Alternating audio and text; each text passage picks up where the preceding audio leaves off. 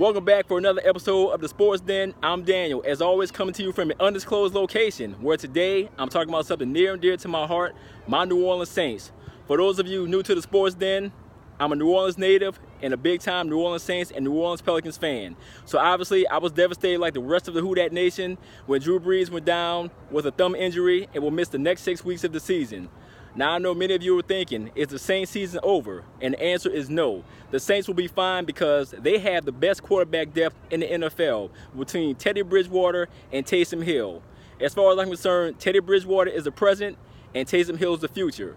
Why do you think the New Orleans Saints brought Teddy Bridgewater in, re-signed him to almost $10 million for the season for a situation like this? Now obviously Sean Payton and the New Orleans Saints brass didn't foresee Drew Brees getting hurt, given that this man has only missed 2 or 3 games in his entire career with the New Orleans Saints. But to have this happen, it's always a luxury to have a backup quarterback, a proven backup quarterback, come in there and take the reins while Brees recovers.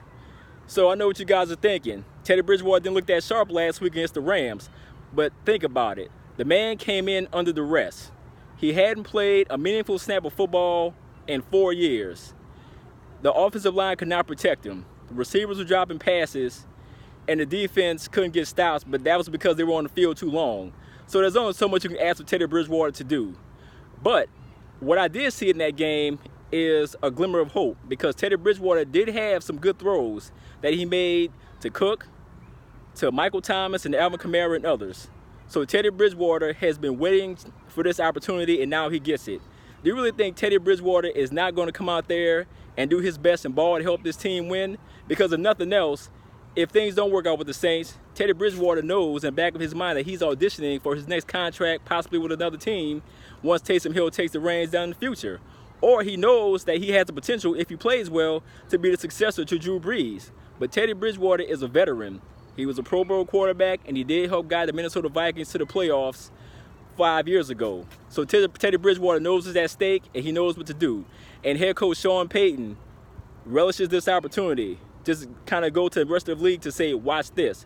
Because Sean Payton is going to utilize both Teddy Bridgewater and Taysom Hill. He's going to play to Teddy Bridgewater's strengths and devise his game plan as such. And the way I look at it, what I can see happening is Teddy Bridgewater will play.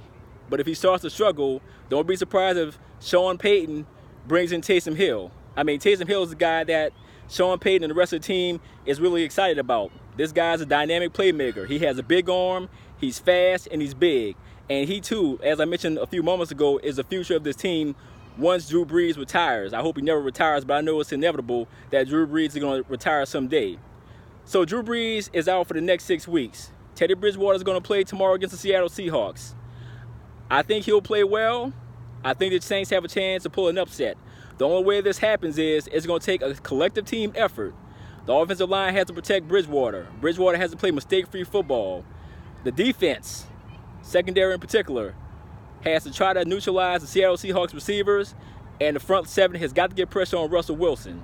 That won't be an easy task, and the Saints have historically struggled in Seattle. But I think the Saints will somehow pull this upset. Now going forward after that, the Saints will have the Cowboys, the Buccaneers, the Bears, and Atlanta to name the next couple of games before Drew Brees comes back. I can see Teddy Bridgewater or Taysom Hill, whoever gets to start, being able to hold it down to keep this team around 500 until Drew Brees comes back. When you guys think about it, this is actually a blessing in disguise that Drew Brees will get meaningful rest when he comes back, and Drew Brees is already playing with a chip on his shoulder, given how the Saints season was stolen from him last year with that controversial call in the NFC Championship game. So you know Drew Brees, like the rest of the Saints, are on their revenge tour and want to get back to the Super Bowl and win it. And for those of you who don't know, this season is the 10-year anniversary of when the New Orleans Saints won the Super Bowl back in 2009 in Miami. So you know the New Orleans Saints are highly motivated to get back to the Super Bowl and try to win their second chip in the house when they won their first one back in Miami. But we'll see what happens. It all starts tomorrow with Game 1. I expect Teddy Bridgewater and the rest of that team to rise to the occasion and pull an upset win.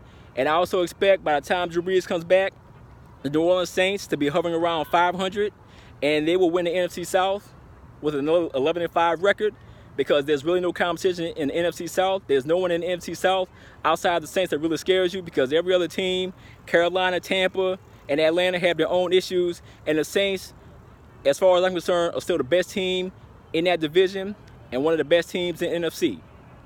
Now I want to hear from you guys out there. What do you think is going to happen with the Saints? Is their season over, or can it be salvaged until Brees comes back? Leave your comments below. Let me know what you think. We'll do it next time, and I'm out.